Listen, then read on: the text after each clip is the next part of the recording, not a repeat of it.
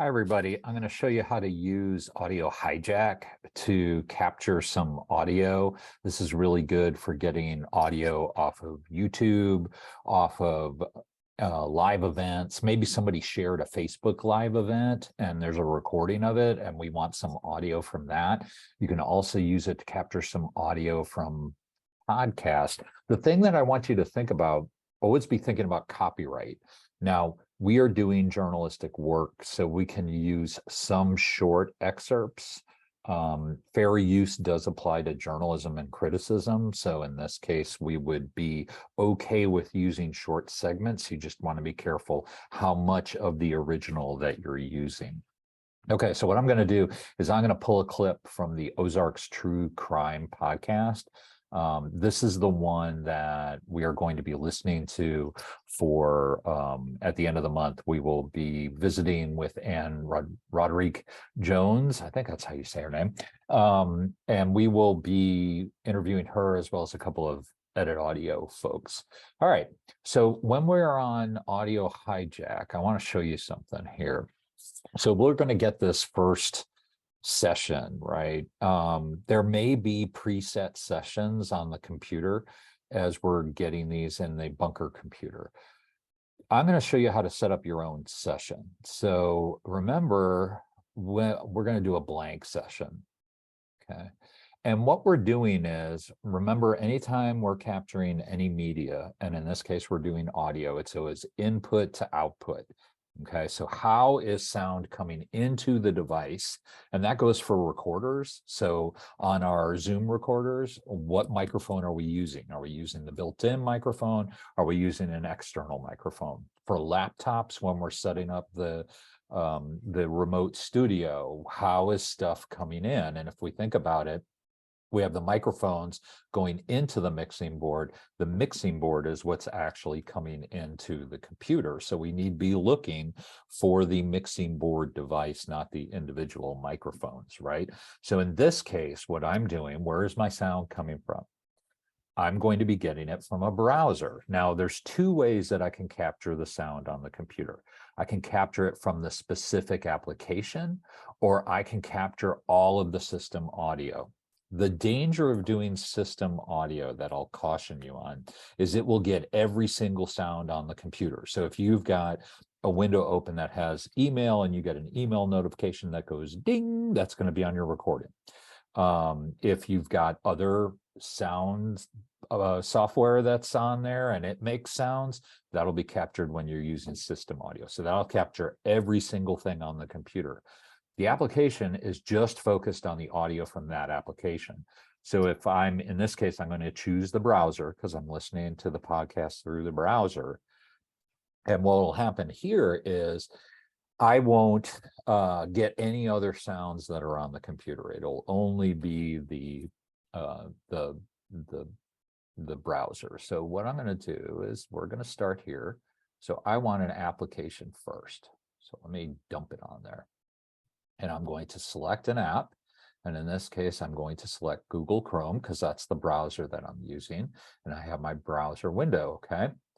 Now, if I just leave it like that, it doesn't capture anything because I'm not going into a recorder. So the other thing I have to do is, okay, where do I want this to go? So I could have it go straight to the speakers on the computer. That's how a computer is set up. But we need to record it. So what we're going to do is we're going to record it first before we send it to the speakers. Now, if I do this and I turn this on, you may not hear anything because there's no way for me to hear it because the sound is going from the application to the recorder and it stops. So it's capturing that sound. So if I want to hear it, like if I want to monitor, then I need an output device. And in this case, the output device is going to be going to the system output, which means it's going to either my headphones or it's going to the speakers on the computer. This is a pretty standard setup so that we can monitor what's being recorded and listen to it over time. Now, notice we've talked a little bit about bitrate. I'll go over it again. Remember, we talked about compressed versus uncompressed. And for voices, compressed is okay. And compression is pretty good these days, that if you have a high enough bit rate to play, it sounds as good as a CD, and most people can't hear the difference. If you want it to be the absolutely top quality, you're going to choose a WAV file, a .wav. That's an uncompressed file, or on Apple, you have an AIFF file, which is an AIFF. The problem with those files is they're huge. So sometimes it's good to just go straight to the MP3, which is going to be about 1/10 the size of a WAV file, and it will sound almost as good. Now, the other thing to think about with an MP3 file is the larger the bit rate, the greater this number is, the better the quality. 128 kilobits per second is not bad for voice. That's pretty good sound. 192 is the minimal digital standard if I want to have music. You'll see a lot of 256 these days, and if it gets to 320, that's just like super high fidelity. So 256 is fine. We'll just do it at that because we're not going to be getting a very big clip or a long clip. So what am I going to do here? So I've got my Chrome, I've got my recorder, I've got this. So what I'm going to do is go to my podcasts, and I'm going to play my podcast. And what I'm going to do is I'm going to capture the beginning of this podcast because I like the sound of it. So once I got this going, now what I have to do is run this. So I'm going to run the session. Now it's recording. And then once I start playing this,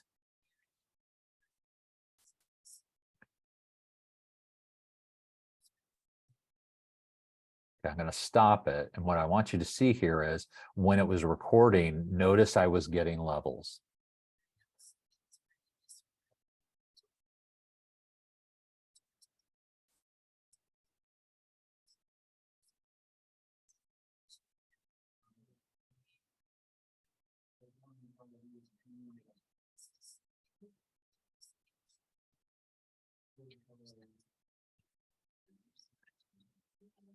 Okay, so I'm stopping it there because that's the sound clip that I want to use.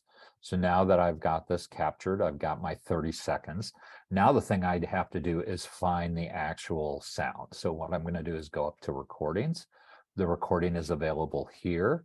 And then what I want to do is I right clicked. So you can either right click on the mouse, or on a Mac, you do control click, and control click will give you the contextual menu. And what you want to do is reveal in Finder, and it will take you to the exact file, and that's what you're going to copy to your USB drive or to the desktop. One thing that's really handy about Audio Hijack is it gives you the date it was recorded and the time. So that's how you can find it if you haven't renamed it. Once I've made a file, I like to give it a new name that's a little bit more descriptive of what I'm doing. I would follow our characteristics, right? So I might do Ozarks True Crime Excerpt, and then putting the date with it. So that's going to be 022223. Okay. Then I've got my file. And if I have multiple clips, I might number them 1, 2, 3, or A, B, C, whatever seems to work best for you. And now I have my file, and that's my clip that I can use. And I can import that into Audacity or Audition and use it like any other sound file from any other source. Okay. So give that a try as you're capturing items for your podcast insight. Good luck, and let me know if you have any questions.